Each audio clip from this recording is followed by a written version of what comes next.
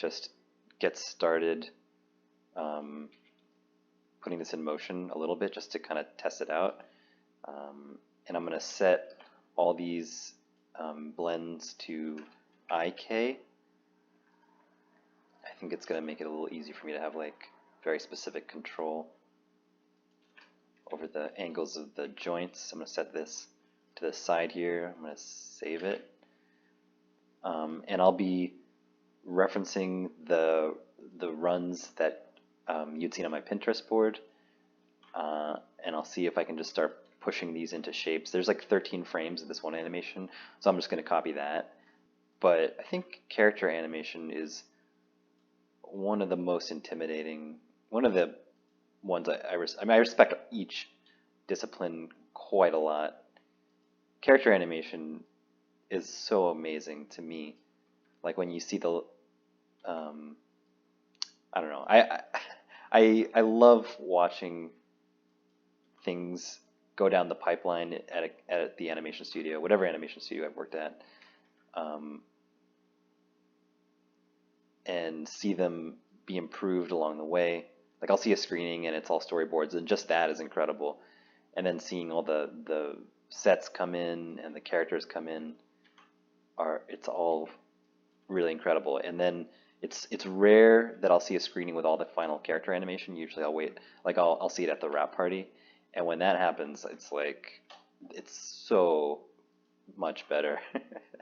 all the acting and the life and stuff. So anyway, for those reasons, I've been a little bit hesitant to like put, dip my toe into actual character animation, just because it's like an intimidating process to me. But yeah, okay, so this is like pose 1 maybe, I don't know.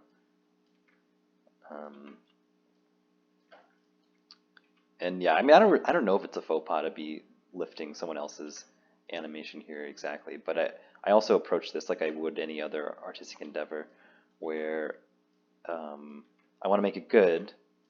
I don't want it to be bad. If I did it without referencing anything, it would be bad. So I'm going to reference. And these are also like learning exercises for me. And there is a tradition of at least in painting, like copying from sort of master works, like straight up duplicating, so you can kind of learn. And that's what I'm doing here. I'm kind of copying someone else's poses, just because this way maybe I'll learn something, rather than kind of just reaching around in the dark. Okay, so here's pose 1. I'm gonna set keyframes on all these joints that I manipulated, and then I'll just go through each frame, each of the 13 frames, and pose this horse in the same way that I see the drawing from the side, and then I'll just kind of look at it from a 3/4 and see if it's like behaving like strangely. But yeah, it's my process. I'm gonna speed this up so you don't have to watch me fumble around here, and then yeah, we'll see where we get here. Okay.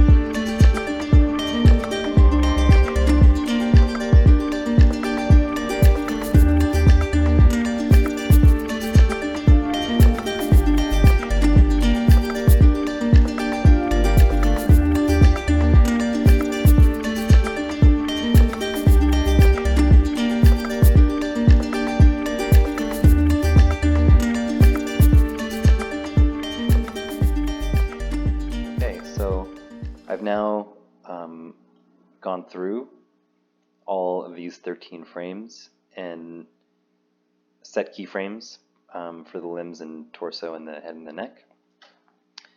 It's, it's interesting.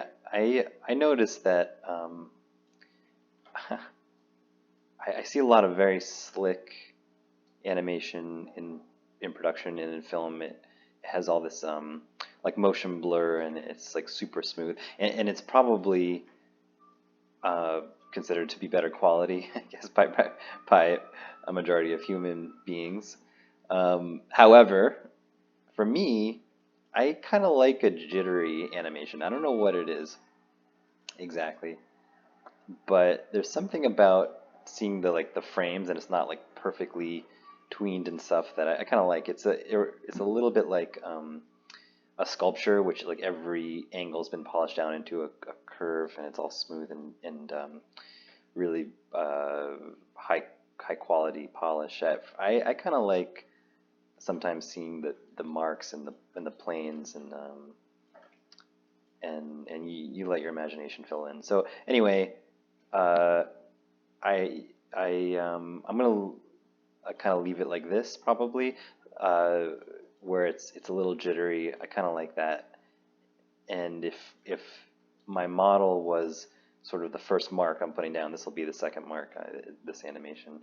And I'm just gonna think about how I would envision this being shot exactly, the angle that I want to see it from. I kind of like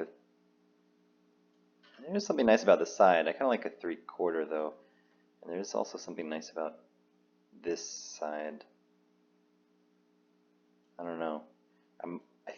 What I envision is it's like this, and I think I'm gonna stick with that. The nice thing about this side is you see through it. It's a little bit more abstract. It's slightly simpler here, but when I start to animate these pieces, I think we're gonna see into the depth of these will all be kind of animating. We're gonna get to see inside here also. So I'm gonna call that good for that stage. The animation, it's not, I guess the head's doing this weird bobble. It's not perfect. I may adjust this as I go, but I'm going to call that good for that step. So the next thing will probably be the most challenging, which will be thinking about how I want to animate the actual pieces of geometry, like what to leave sort of attached to the rig, what to have rotate rigidly, and then what to deform exactly, because I think I want to go a little bit more abstract. Like I didn't go too bold with the design of the actual model. I mean, it's really still obviously a horse, and I did want to keep it somewhat anatomical, but I think now that I have these marks down, I'm going to start getting into a further level of abstraction. So yeah, the next thing I'll do is start to deform the individual pieces of geometry as this is animating. Okay.